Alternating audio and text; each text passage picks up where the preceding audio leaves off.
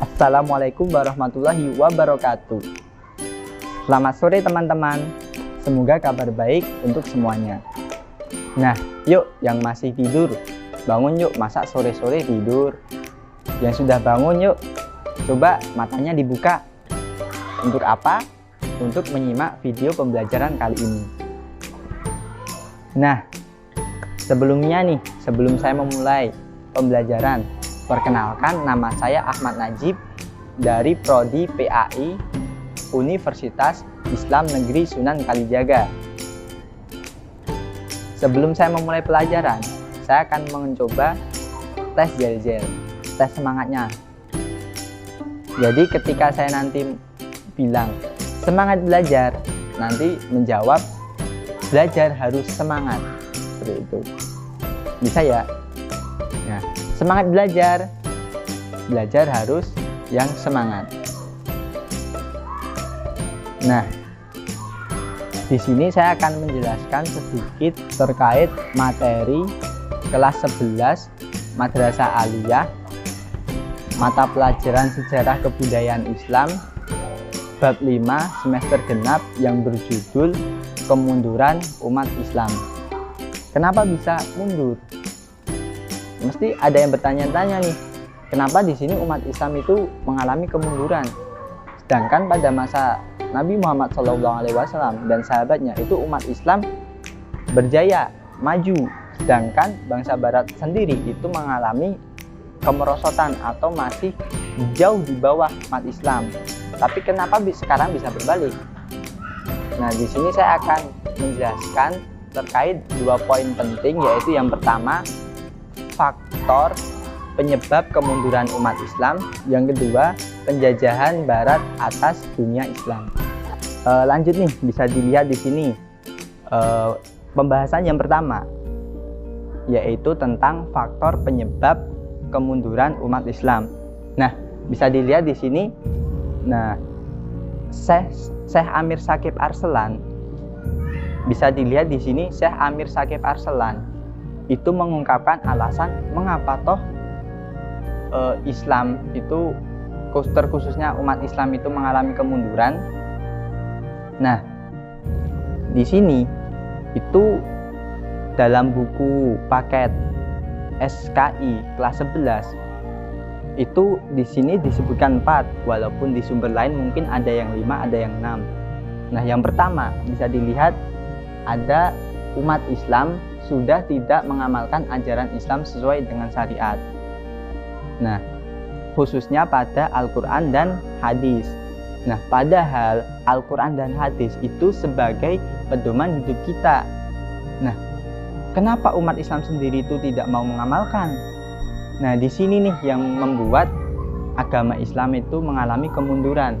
Padahal Nabi Muhammad SAW pernah bersabda yang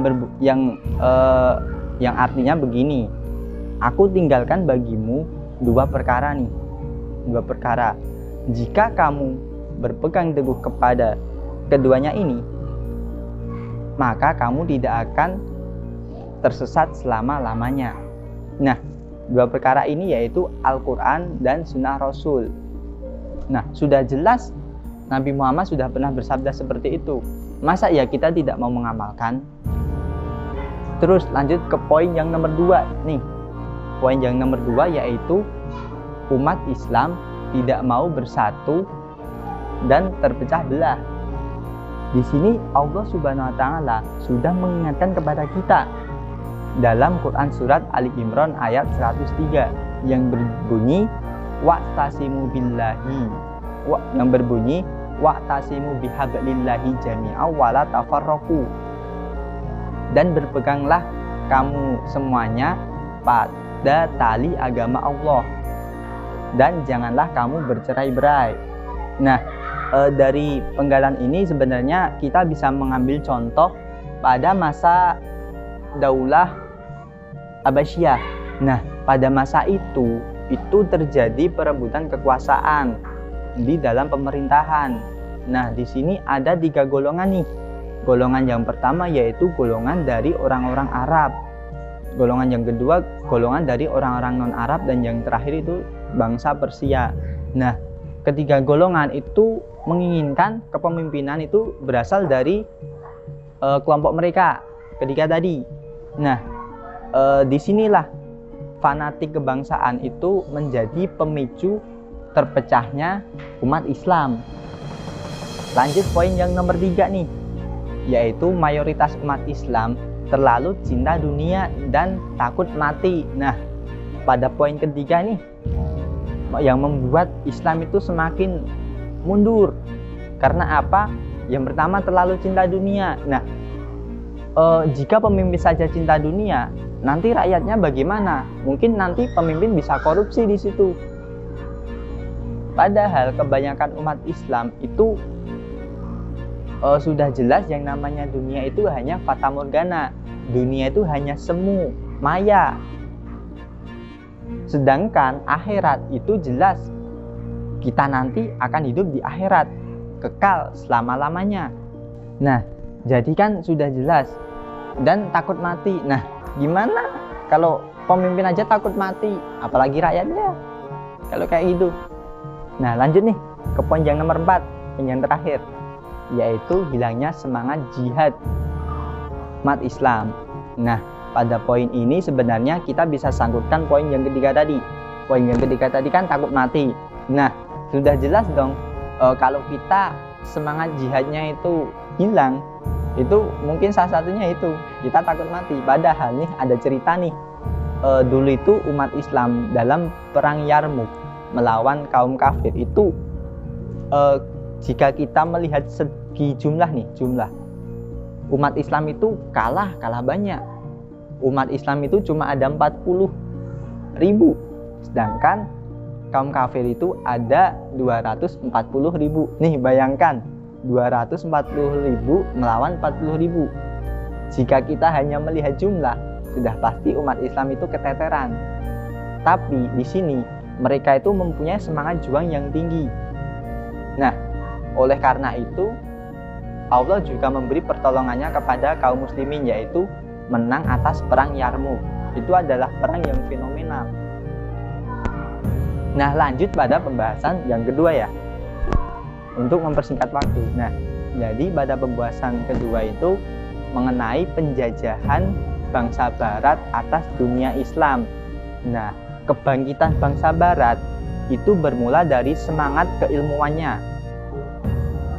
Jadi bangsa barat yang begitu bersemangat dalam mencari ilmu itu mampu melahirkan penemuan-penemuan baru, revolusi industri, dan nanti sampai pada imperialisme bangsa barat terhadap umat Islam khususnya. Nah, di sini perjalanan bangsa barat ke timur tengah itu dimulai pada masa ketika Daulah Utsmani itu mengalami kemunduran. Nah, sementara bangsa barat itu semakin lama itu semakin maju, berjaya dia. Nah, di sini tuh bangsa barat mempunyai misi politik yang digunakan untuk menguasai negara-negara Islam. Misinya apa nih? Misinya yaitu menggunakan taktik politik adu domba, atau bisa kita sebut dengan divide ad impera. Mungkin di pelajaran sejarah ada kayak gitu. Nah, di sini bangsa barat itu mengadu domba antara penguasa Islam yang satu dengan penguasa Islam yang lainnya, dan di sini nanti akan terjadi bentrok. Nah, lanjut nih. Setelah bangsa barat menguasai ekonomi, politik negara Islam, bangsa barat juga menjajah dunia Islam dengan melakukan pengajaran agama Kristen. Nah, di sini bangsa barat mempunyai 3 motivasi nih. Nah, 3 motivasi ini sering digunakan negara Spanyol dan juga Portugis. Apa 3 motivasi ini? 3 motivasi ini yang pertama yaitu gold, yang kedua adalah glory, yang ketiga adalah gospel. Nah, gold yang pertama ini yaitu semangat untuk mencari keuntungan atau mencari kekayaan. Nah, untuk yang nomor 2, gospel, ini tuh adalah semangat untuk mencari kejayaan, kekuasaan. Terus yang nomor terakhir, yang nomor 3 ini, Gus Bailun tuh semangat untuk mengajarkan agama Kristen. Seperti itu.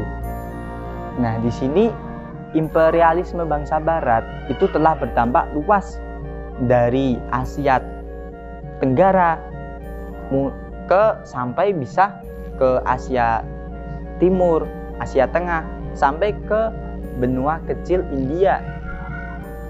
Nah, di sini ada beberapa negara-negara Barat yang sudah menjelajah ke berbagai samudera dan juga melakukan penjajahan atas dunia, terutama dunia Islam. Contohnya nih, Perancis sudah menjajah Aljazair pada tahun 1830. Dan pada tahun 1839, Perancis juga melakukan penjajahan, yaitu merebut Aden dari kekuasaan Inggris.